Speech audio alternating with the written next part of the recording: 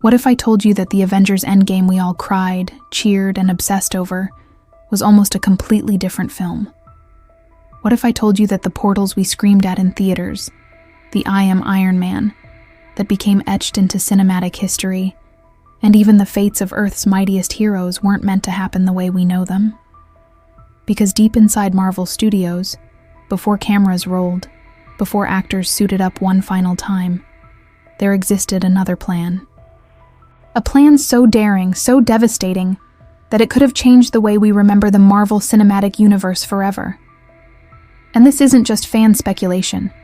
This was the blueprint, the original plans for Avengers Endgame. And today, we're diving into that alternate vision, unraveling what could have been, what was sacrificed, and why the story that reached theaters ended up as the one we know today. But before we unravel this secret history, let me set the stage with a question that will guide everything we talk about. What does it mean to truly end a story? Because at its heart, Avengers Endgame wasn't just a movie. It was a farewell letter, a cultural milestone, a shared goodbye to heroes we had grown up with for over a decade. And endings, true, final endings, carry a weight. They linger in our memory because of their ability to feel complete, even when they hurt. Marvel had a version of Endgame that could have been the most tragic, definitive, and bittersweet ending in superhero movie history. But they didn't go with it. And the reasons why tell us just as much about the power of storytelling as they do about the Marvel Cinematic Universe itself. So let's begin where all stories about change must begin. With the ending that almost was. Imagine this.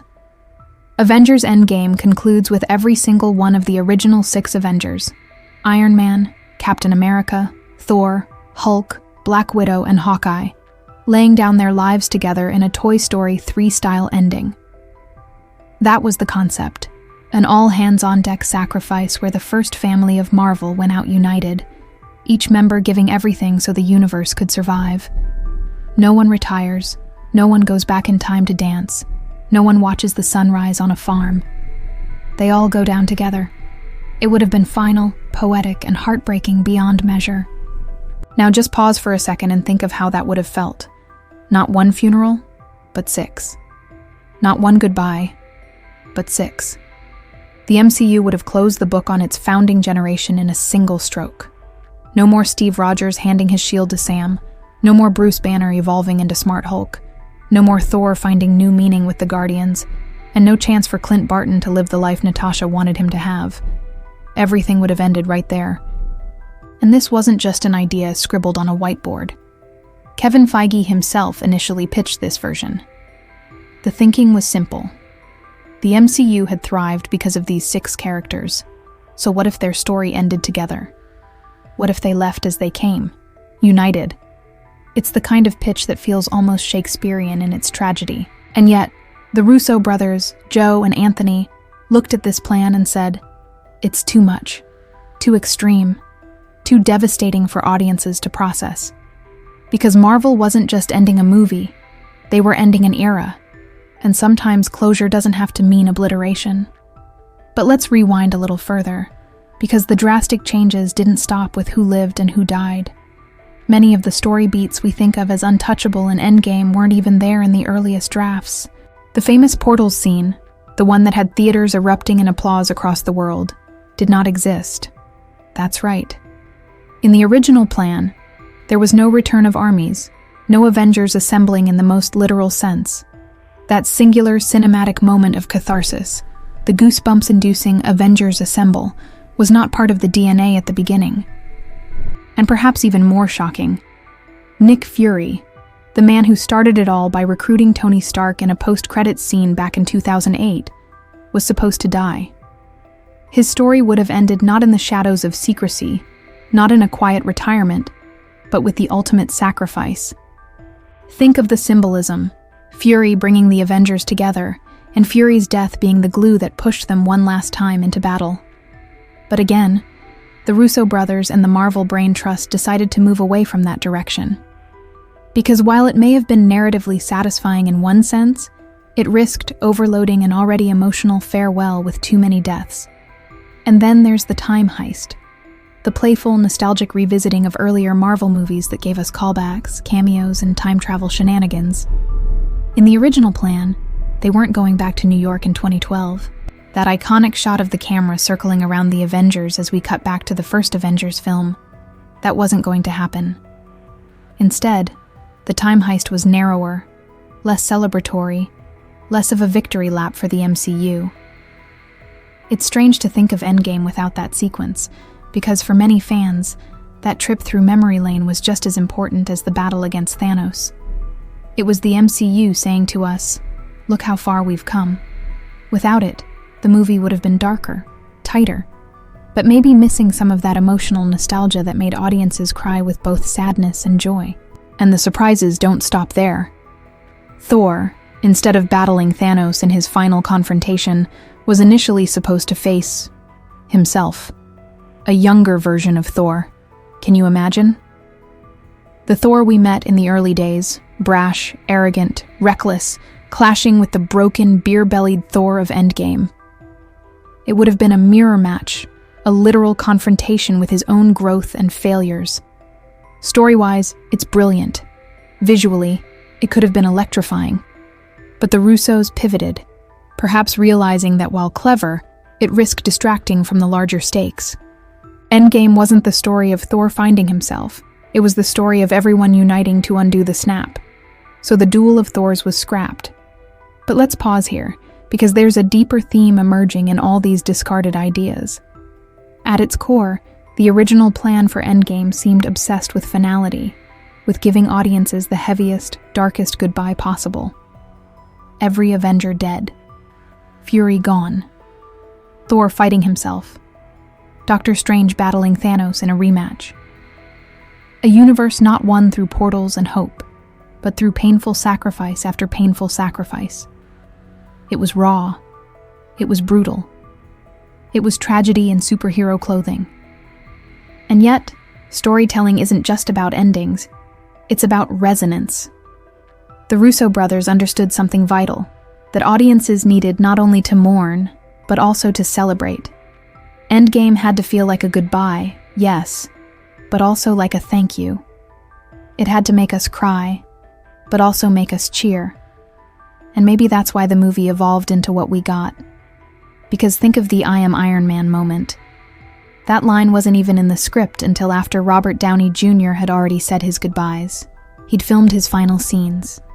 The crew had hugged him, cried with him, and sent him off. And then someone realized, this story needs one more beat. It needs one more echo from the beginning. And so they brought him back, right near the location of his very first audition, and gave him the line that started it all. Full circle. A goodbye that wasn't just tragic, but poetic. That's the difference between an ending that devastates and an ending that endures. Now let's zoom out for a moment, because here's where this theory gets really interesting.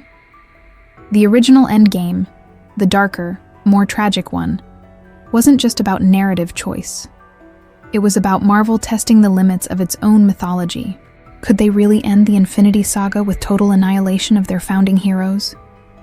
Would audiences accept it? Or would they revolt? Think about Toy Story 3, the entire final act where the toys hold hands, ready to die together. For a moment, it looks like that's it. And when they're saved, it feels miraculous. Marvel almost tried the same thing, except without the miracle. A final curtain drop, no strings pulled at the last second. And here's the chilling part. Had Marvel gone that route, we would be living in a completely different cinematic landscape today. There would be no Captain America handing down the shield, no Thor in Love and Thunder, no Hawkeye TV series exploring his mentorship with Kate Bishop. The MCU as a continuing universe might have ended in 2019. Because how do you continue when you've buried all your icons? It would have been definitive in a way that Marvel movies rarely are, but instead, Marvel chose continuity, legacy, and renewal. They left threads open, stories to tell, heroes to inspire a new generation. And that decision is why the MCU, even with its ups and downs since Endgame, is still alive. And yet, Even though those darker ideas never made it to screen, they haunt the edges of Endgame. You can feel them in Natasha's sacrifice, in Tony's snap, in Steve's final dance. There's a weight to those moments because the filmmakers knew how close they came to wiping the slate clean. It's almost as if the shadow of the original plan gave the final film its depth. So when we look back at Avengers Endgame, maybe the real genius isn't just in what we saw, but in what we didn't. The choices not taken, the sacrifices not made, the tragedies avoided. All of them shaped the movie we cherish. And in that sense, the story of Endgame isn't just the story of the Avengers. It's the story of storytelling itself, of knowing when to go for the jugular and when to let the audience breathe.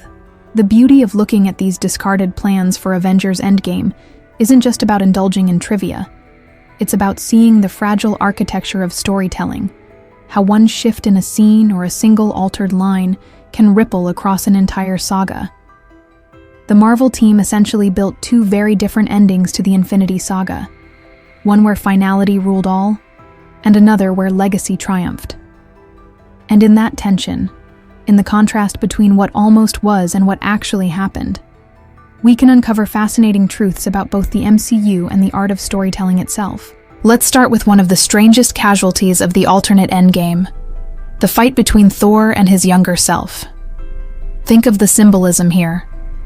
Thor, in Endgame, is a man consumed by failure. He blames himself for not going for the head, for not stopping Thanos when he had the chance. He has buried his guilt under food, alcohol, and detachment. This is not the Thor of Asgard's golden halls. It's a man who has lost his crown, his kingdom, his family, his purpose. Now imagine placing him face to face with the brash, cocky, freshly minted god we first met in Phase 1. It wouldn't just be a battle of hammers and lightning. It would be a battle of identities.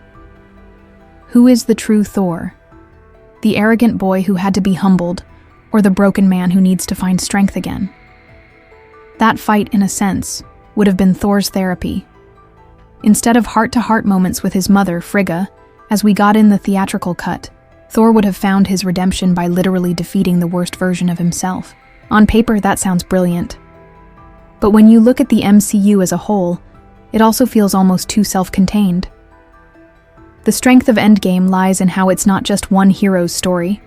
It's everyone's story converging. A mirror match for Thor might have been fascinating, but it also might have pulled too much focus away from the ensemble. And that's a theme you'll notice across all these discarded storylines. Marvel consistently chose the collective over the individual. The Russos and the writers, Christopher Marcus and Stephen McFeely, trimmed away storylines that would have elevated one character's arc but potentially weakened the sense of unity. Doctor Strange, for instance, was originally set to have a rematch with Thanos. Considering how visually spectacular their duel was in Infinity War, with Strange multiplying himself, conjuring whips of crimson energy, and trapping Thanos in mirror dimensions, you can imagine how epic a round 2 could have been. A battle of sorcery versus sheer power, strategy against brute force. But that too was scrapped. Because again, the finale wasn't about one hero taking the spotlight. It was about everyone standing shoulder to shoulder. This is where the brilliance of the final version shines. Instead of splitting off into duels that spotlighted individuals, the movie built toward one massive unifying crescendo. Portals opening, allies returning, and every character standing together on the same battlefield. It wasn't just the Avengers. It was Wakanda, Asgard, Titan, and Earth united. In that sense, the Russos delivered not just a fight, but a visual manifesto. The MCU had never been about one person. It was about a community of heroes. And that's why the portal scene hits so hard. It gives us that communal payoff. But here's the paradox. The absence of that scene in the original plans shows us something important about storytelling drafts. Sometimes the best moments in cinema history almost don't exist. It's not that Marvel always knew they were building toward that cheer-inducing moment. It's that they had to experiment, test, and reimagine until they realized what the audience needed most. And that lesson applies beyond Marvel. It shows us that even the greatest stories aren't born perfect. They're sculpted, rewritten, sometimes even saved at the last minute by a single idea. Take I Am Iron Man. In the original ending, Tony's snap didn't include that line. He just silently sacrificed himself. Imagine how different that feels. Still powerful, still heroic, but less poetic, less circular. The line ties his arc together, from a selfish billionaire declaring his identity as Iron Man in 2008 to a selfless hero declaring it again in 2019 as his final words. Without that echo, Tony's death feels like an ending. With it, his death feels like destiny. And the craziest part? That line was added late. Robert Downey Jr. had already filmed his farewell. His crew had already cried with him and let him go. Then someone realized, we need this. They dragged him back, near the place where he had first auditioned for Marvel over a decade earlier, and asked him to give the MCU one final gift. And he did. It's in details like this where we see the delicate balance between tragedy and hope, silence and resonance. The darker Endgame would have doubled down on tragedy. Every hero dead, portals absent, Nick Fury gone, Strange perhaps fallen. A Toy Story 3, ending without the claw machine miracle. It would have been bold, yes, but boldness doesn't always equal brilliance. Sometimes what audiences need most isn't the harshest ending, but the truest one. And the truth of Endgame lies not in wiping the slate clean, but in passing the torch. Because think about Steve Rogers. Under the original plan, Steve likely would have died alongside the others. A battlefield death, noble, sacrificial, final. And yet, the ending we got, Steve traveling back to return the stones, and ultimately staying in the past to dance with Peggy, isn't just closure for him. It's a subversion. Steve, the soldier who always put duty before himself, finally chooses a selfish act, a life, a home, a dance. That choice means just as much as any sacrifice, because it tells us that even heroes deserve peace.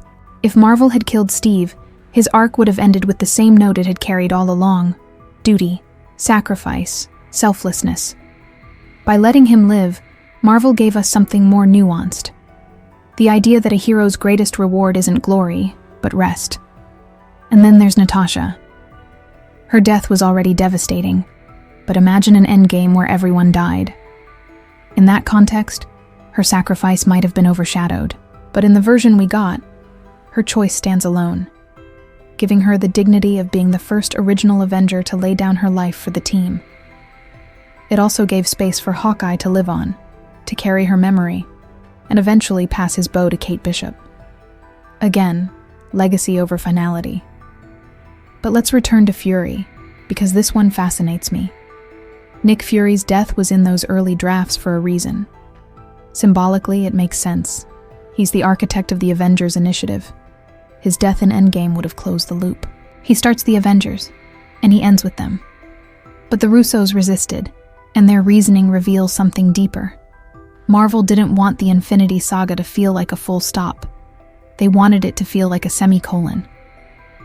A pause before continuation. By sparing Fury, they preserved the sense that the world would keep spinning, the Avengers would keep evolving, and the MCU would keep growing. And in that sense, Marvel's decision is deeply tied to audience psychology. Imagine being a fan who followed these movies for 11 years. You laughed, cried, grew up alongside these characters. Then suddenly, in one film, every founding Avenger dies, Fury dies, Strange possibly dies, everyone gone. The movie ends in a mass funeral, credits roll. Yes, it's bold. Yes, it's final. But how do you walk out of the theater after that? Do you feel uplifted? Do you want to return to the MCU for the next chapter? Or do you feel emotionally broken, like you've lost a family? That's the key question. Endgame wasn't just about ending. It was about inviting us to continue. Marvel understood that for fans to follow into Phase 4 and beyond, they needed hope. They needed seeds of tomorrow. And that's why choices like keeping Fury alive, letting Steve retire, Allowing Thor to find new purpose with the Guardians and passing Clint's legacy to Kate mattered. They gave us something to hold on to. Now, let's step back and think about this in the bigger picture of storytelling. Endings are always the hardest part of any narrative, because they define how we remember the whole. A bad ending can sour an otherwise great story, while a perfect ending can elevate everything that came before. The MCU had to end in a way that honored its characters, satisfied fans, and left the door open for future stories. That's a nearly impossible balancing act. And that's why these alternate drafts are so fascinating. They show us the roads not taken, the endings that might have burned brightly, but left ashes instead of light. It's like standing at a crossroads. One path is tragedy, all 6 Avengers dead, portals absent, the saga ending in fire. The other path is bittersweet hope. Tony gone, Natasha gone, but others moving forward, passing the torch, living to tell the tale. Marvel chose the latter. And in doing so, they gave us not just an ending, but a promise that the MCU would continue to evolve, that new heroes would rise, and that the spirit of the originals would endure. And let's not forget, Marvel also had to think of the cultural impact. Endgame wasn't just a movie, it was an event, a worldwide shared experience. Millions of fans packed into theaters, cheering, sobbing, gasping. It wasn't just about the story, it was about the memory. If Marvel had chosen the Toy Story 3 ending without the rescue, the memory we'd carry might have been grief, bitterness, even anger. By choosing a bittersweet ending instead, Marvel gave us catharsis. We cried, yes, but we also cheered. And that balance is what makes Endgame rewatchable, what makes its legacy endure. So when we look back at the original plans, the darker paths, the duels that never happened, the deaths that were spared, what we're really seeing is the art of restraint. Storytelling isn't just about what you show, it's about what you choose not to. The original Endgame would have been legendary in its tragedy, but the Endgame we got is legendary in its humanity. And maybe, just maybe, that's the more powerful choice. When we left off, we'd explored the discarded pieces of Endgame, the scrapped battles, the absent portals, the fallen fury, and the tragic all-hands-on-deck ending that never came to be. And we compared it to what we got, a bittersweet finale that balanced loss with hope, grief with celebration, endings with beginnings. But now, as we step into this final stretch of our exploration, the question becomes, what do these two competing versions of Endgame tell us about the larger story Marvel was trying to tell? Because make no mistake, every alternate draft, every scrapped fight, every line of dialogue added at the last second is part of the DNA of the final film. Endgame is not just the movie we saw, it's the movie that survived the winnowing process of creativity. It's the story that emerged from countless crossroads, from dozens of what-if questions that could have broken it, elevated it, or transformed it into something unrecognizable. And by studying those crossroads, we don't just learn about the film, we learn about how stories themselves are forged. Let's begin by returning to that Toy Story 3-style ending. The Avengers all sacrificing themselves together, united in death. On the surface, it sounds like the ultimate act of solidarity. 6 heroes who began this journey together, going out in one final blaze of glory. There's a reason this idea made it as far as Kevin Feige's pitch. It's mythic. But if you peel back the layers, it reveals a problem. If all 6 fall, then none of them truly get to finish their personal arc. Their journeys are flattened into one collective sacrifice, powerful in one sense, but hollow in another. Think about it. Tony Stark's story was never the same as Steve Rogers's. Natasha's sacrifices were never the same as Thor's burdens. Each of them had different flaws, different demons, different things they needed to overcome. To end them all in one singular moment might have been neat in its symmetry, but it robs each of them of their individuality. It treats their journeys like parallel lines ending in the same point, rather than unique arcs weaving into a greater whole.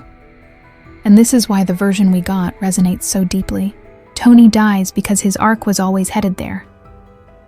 From the moment he first announced, "I am Iron Man," his story was about learning to be more than himself. The billionaire who once sold weapons becomes the man who gives his life to save billions. Natasha dies because her story was always about redemption. The red in her ledger could only be balanced by the ultimate selfless act. Steve lives because his story was about sacrifice, about duty, and the ultimate twist is that he finally chooses himself. Thor survives because his arc is about resilience, about discovering that worthiness isn't tied to a weapon or a throne, but to self-acceptance. Clint lives because his role is not to end here, but to carry the memory of Natasha and to pass the bow to the next generation. Bruce, too, continues because his story of merging man and monster wasn't about an ending. It was about integration, balance, and continuity. Do you see the beauty of this? Each character got an ending tailored to their arc. Not a collective blaze of glory, but 6 distinct resolutions that honored where they'd been and pointed toward what came next. This is why the endgame we got doesn't just feel emotional, it feels honest. Because it doesn't try to force every story into the same shape.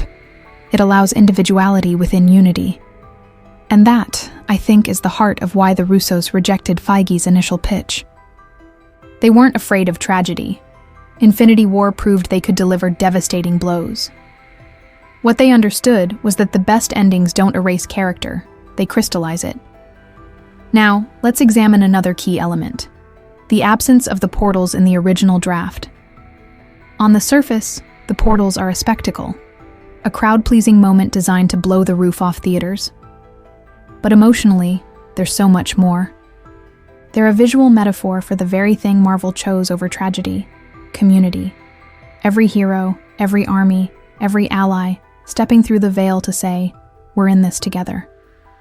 Without that moment, the final battle becomes another Avengers versus Thanos showdown.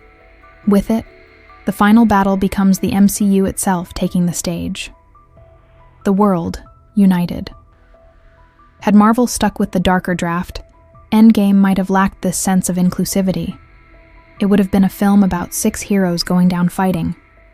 The version we got is a film about everyone standing up together, and that choice reflects the ethos of the MCU as a whole. These movies were never just about Iron Man, never just about Captain America. They were about a universe of interconnected stories, a tapestry of characters. The portal scene is the perfect manifestation of that tapestry, and it almost never existed. Let's turn, for a moment, to Nick Fury's survival. Symbolically, sparing him was as important as sparing Steve or Thor. Because Fury represents continuity. He's the reminder that the Avengers aren't just individuals. They're an idea. He started that idea back in 2008, and his presence beyond Endgame tells us the idea isn't dead. If Marvel had killed him, the symbolic message would have been finality. The Avengers as a concept dies with their founders. By keeping him alive, Marvel left the door open for the Avengers to evolve, adapt, and rise again in new forms. And this brings us to one of the most fascinating aspects of Endgame's legacy: the relationship between endings and beginnings. Every ending, after all, is the seed of something new. Tony's death plants the seed for Peter Parker's growth. Natasha's sacrifice sets the stage for Yelena's rise. Steve's retirement passes the shield to Sam Wilson. Clint's survival allows him to mentor Kate Bishop. Even Thor's decision to join the Guardians plants seeds for stories to come. Endgame's power doesn't lie in how much it ended, but in how much it allowed to begin. If Marvel had gone with the Toy Story 3 ending, that seeding wouldn't exist. It would be a final cut, a closed book. Bold, yes. But it would have left the MCU barren, a universe with nowhere to go. By choosing legacy, Marvel ensured growth. They understood that fans didn't just want closure, they wanted hope. And hope, as a storytelling tool, is powerful. Hope is what makes us return for sequels. Hope is what makes us invest in new characters. Hope is what makes a fictional universe feel alive. Endgame's true genius lies in delivering grief and hope in the same breath. Tony's funeral, the final dance, the portals, the "I am Iron Man," all of it blends heartbreak with promise. It tells us, yes, we're saying goodbye, but we're also saying hello to what's next. Now let's talk about that final line again. I am Iron Man. It's impossible to overstate how much that single sentence changed the weight of the ending. Without it, Tony's snap would have been noble, tragic, and silent. With it, it becomes iconic. Why? Because it frames his sacrifice not as the erasure of his identity, but the culmination of it. He doesn't die as a nameless soldier. He dies as Iron Man, as Tony Stark, as the man who began this journey and ended it. The line ties a bow around 11 years of storytelling in 4 words. That's poetry in cinema form. And the fact that it was almost missed tells us something profound about storytelling. Sometimes the most essential pieces are discovered at the very last moment. Great stories aren't always born fully formed. They're forged, refined, and at times saved by flashes of inspiration. Marvel caught lightning in a bottle one last time with that line. And it's why Tony's death isn't just sad, it's transcendent. But here's the twist. The darker version of Endgame, with its collective death scene, would have lacked those transcendent moments. It would have shocked us, yes. It would have devastated us, yes. But it wouldn't have inspired us. And that, I think, is why the Russos pivoted. They weren't afraid of grief. They were afraid of emptiness. They knew an ending that only crushed without uplifting would rob the MCU of its longevity. So what does all this mean, in the grander sense?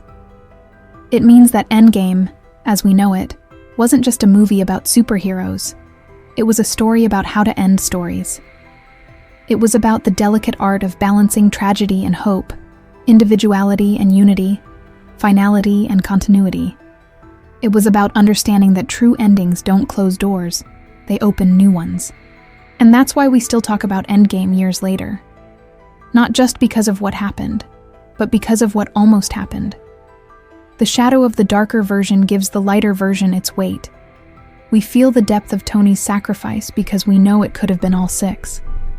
We feel the joy of the portals because we know they almost weren't there. We feel the significance of Fury's survival because we know he almost didn't make it. Endgame is defined as much by its absences as by its presence. In that way, Endgame is like a living example of the multiverse. One branch, the tragic version where everyone falls. Another branch, the hopeful version we received. And like Doctor Strange in Infinity War, Marvel looked at all those possible endings and asked, which one gives us the best chance? And the one we got, the bittersweet, hopeful, resonant version, was their 1 in 14 million. So, as we close this exploration, maybe the lesson here is that endings are never truly endings. They're choices. They're reflections of what storytellers want us to carry with us. Marvel could have chosen devastation and left us shattered. Instead, they chose legacy and left us inspired. And that's why, when we think of Endgame, we don't just think of loss. We think of portals opening. We think of Steve dancing. We think of Tony saying, I am Iron Man. And that's the greatest gift Marvel gave us. Not just a finale, but a memory. A shared, global, unforgettable memory. So if you've stayed with me through this journey, through the shadows of what could have been and the light of what was, thank you. I hope this deep dive gave you new ways to appreciate Endgame, to see not just the story you watched, but the story that almost was. And if you want to keep supporting explorations like this, make sure you hit that like button, subscribe to the channel, and drop a comment with your favorite what-if moment from the alternate Endgame plans. And if you want to go the extra mile, consider sending a $25 super chat to directly support our work. Every contribution helps us dig deeper into stories like this, uncover the hidden drafts, the secret history, and the storytelling lessons behind the films we love. Because just like the Avengers, we're not doing this alone. We're doing it together. And together, we'll keep exploring the multiverse of stories, one theory at a time.